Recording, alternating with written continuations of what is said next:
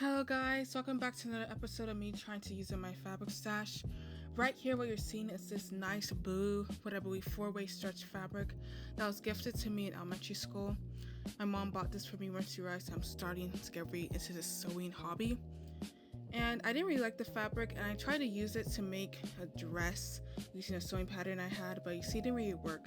The dress is also kind of unflattering, partly because I didn't even use the sewing pattern properly. And this is a stretched fabric, so it shouldn't really be used for like a flowy dress, like it should be used for something fitted. And this dress is so unfinished to this day, and I don't really like this fabric for multiple reasons.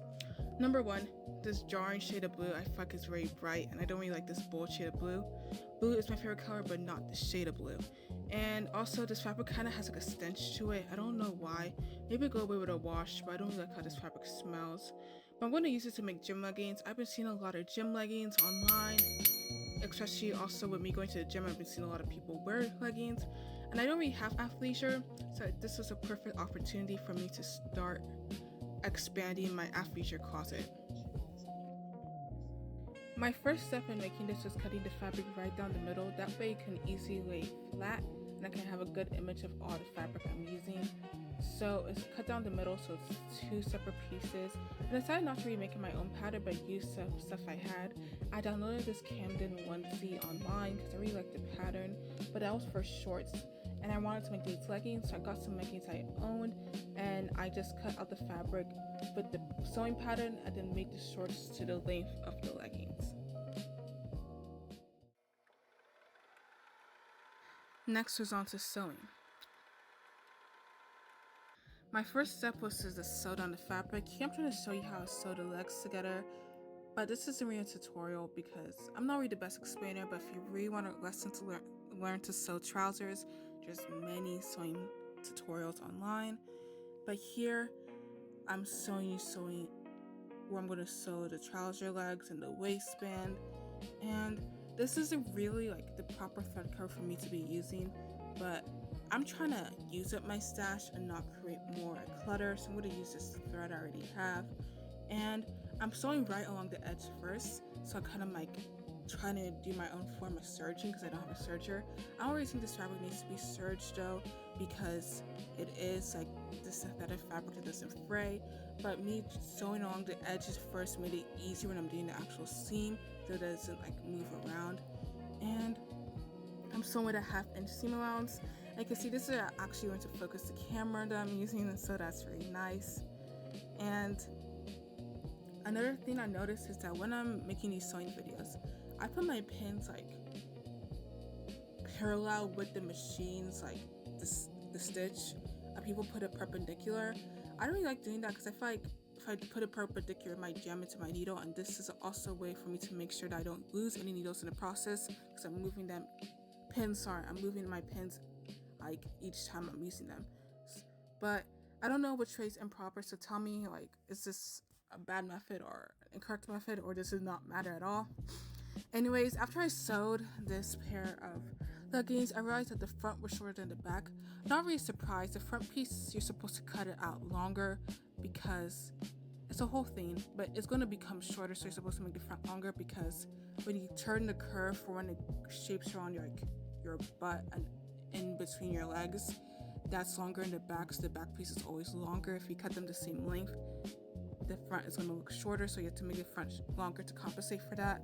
But I just decided to cut the pieces to an even length, and then I gave them a 1/2-inch seam allowance for the hem, so I just folded them over like 1/2 inch because that's what the pattern's like seam allowance for the whole thing.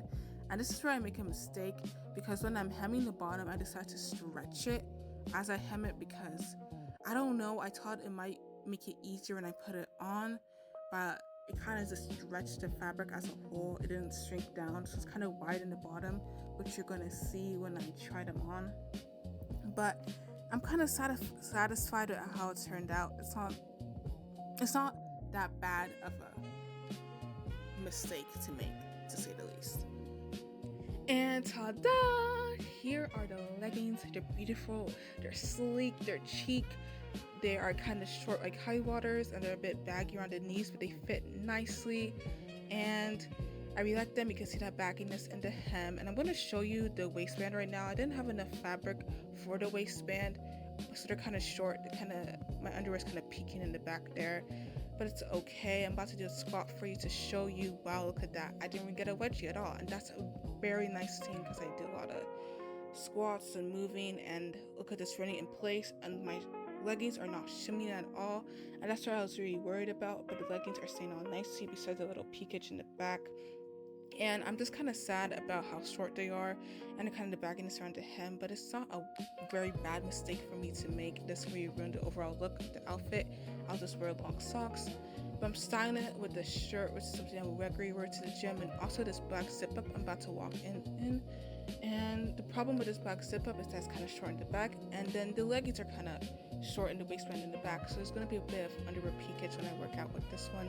So I'm not really going to wear this fit. I'll probably wear a longer shirt to cover it up so there's no peeking through.